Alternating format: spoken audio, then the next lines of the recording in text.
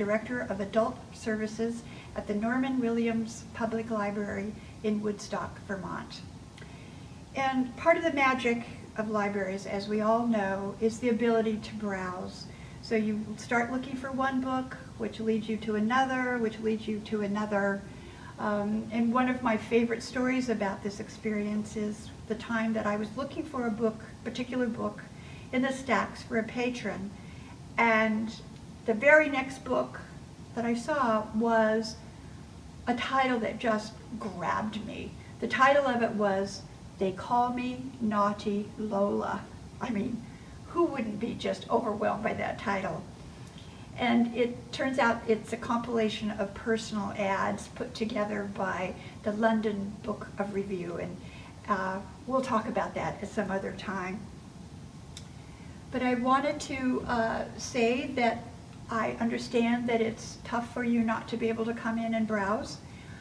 I thought that I would take us through the new books, at least for the day, and perhaps just explain to you about the new bookshelf. So if you'll allow me, I will be your browser for the day. So our books live on this shelf for 6 months. The brand new books are the ones that we feature in the middle, and they are full out, big and proud cover showing.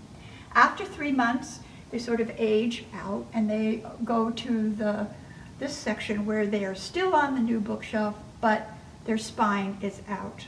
After that, then they are taken and they go live with all of the other old books waiting for you on the shelves.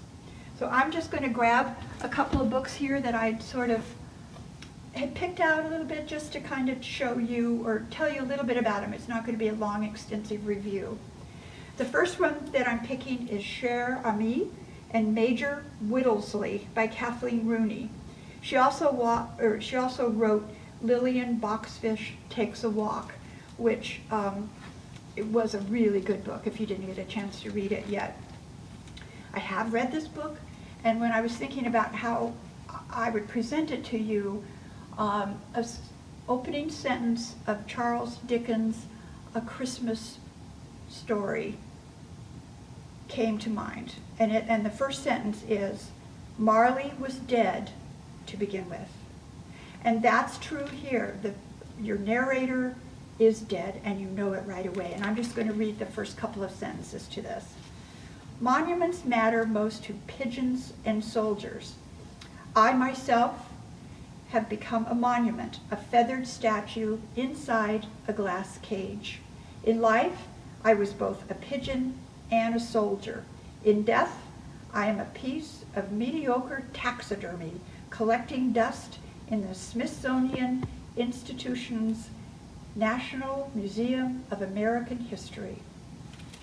I just want you to know that this pigeon and Major Whittlesley are based on a true story that happened in the Great War. The second book is called The Cold Millions, which is by Jess Walter, who also wrote Beautiful Ruins. It's the early 1900s, and the Dolan brothers live by their wits. They are jumping trains and working day jobs and living in parks. The older boy, Gig, dreams of a better world, fighting alongside union men for right wages and good treatment by their employers. Enter Ursula the Great. She's a vaudeville singer who performs with a cougar and introduces them to a sinister mining magnate. This is a story of family, love, and betrayal. The next book is called The House of Correction by Nikki French, which we just found out is actually a pseudonym for a couple that writes together. So I just want you to read the book jacket here. Tabitha is not a murderer. She knows she's not. She thinks she's not. But what if she's only lying to herself? This one is called 50 Words for Rain by Asha Lemi. This is a story about a young Japanese girl who learns this lesson from her mother right before her mother abandons her. Her mother says to her, "Do not question, do not fight, and do not resist." So Nori follows those rules. She will not question why her mother abandons her. She will not fight her confinement to the attic of her parents' imperial estate, and she will not resist the scalding chemical baths she receives daily to lighten her skin. She's an outsider from birth. The last book that I chose to just feature today is by Susan Cox, called The Man in the Microwave Oven.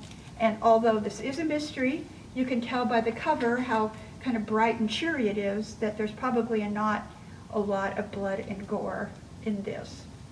So I'll just read you the book jacket.